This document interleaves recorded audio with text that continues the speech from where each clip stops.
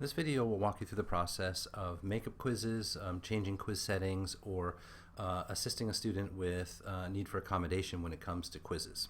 And we have a lot of different options here, so we're going to have to walk through a couple of different ones.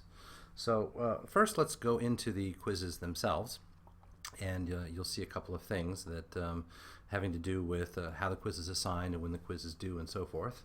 Let's go into a classroom quiz. And by the way, we probably are dealing only with classroom quizzes here. When it comes to the online quizzes at home, the students shouldn't need to do any makeups there. When it comes to if you have a request for additional time, then you probably would need to go to the steps of duplicating some of these, as we'll talk about a little bit later. So classroom quiz, so I'm just going to go into the edit button so you can see what the settings are like for one particular quiz. So I'm going to go ahead and scroll down here and ask again that you don't change any of these defaults when it comes to the rigor of the quiz, let's say. But what you might be able to do is simply change the due date and the from and until dates.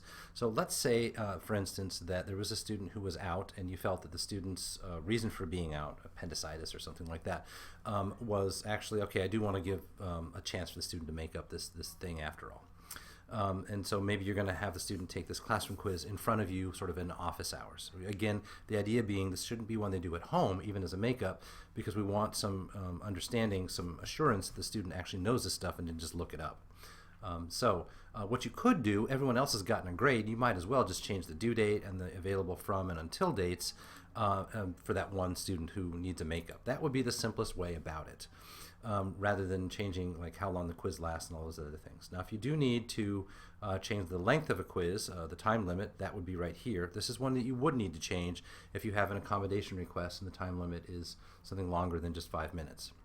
Now what happens if you've got one student who needs double time on quizzes, let's say, but the rest of the class you want to keep at regular. In fact, you should be keeping at the regular decided numbers. So what we would do then is not deal with the same quiz. What we're going to need to do is duplicate this entire quiz just for that student who needs the accommodation and then change the settings just for that one student. Now let's go back into the home button here without changing anything in our quiz settings, and we're going to switch over to the settings button. We're going to end up importing into our course from our own course.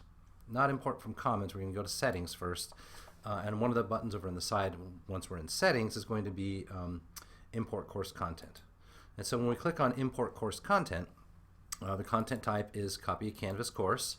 We're not going to copy the entire course, don't worry, but first we need to identify the course, and for the purposes of this here I'm just going to find the showcase and select it. So you would select the name of your own course actually, and then we're going to make sure we do the select specific content button here rather than just all content. Now it looks scary to click on the import button, but go ahead and do it. We're not yet importing because we're still waiting to find out over here which content we're going to import. So I'm going to go ahead and select which content, and I'm going to select the arrow button here for quizzes, and I'm going to say Module 1 classroom quiz. That's the one that I want to duplicate over. Now if I had a student who needed constantly different settings like accommodation for double time, etc., I might bring all of these over and duplicate all of them. It's going to be a fair amount of work to do that, but this is your only way of setting up sort of a shadow duplicate system of quizzing. But for the moment, let's just bring over one, the classroom quiz for Module 1. And you'll see that it says running. This is a progress bar, but it's going to take almost no time because it's just one single quiz, and now it's been done. So let's see what's changed. Let's go into the quiz button here, and we see that in quizzes I'm going to have now 2 quizzes labeled Module 1 Classroom Quiz.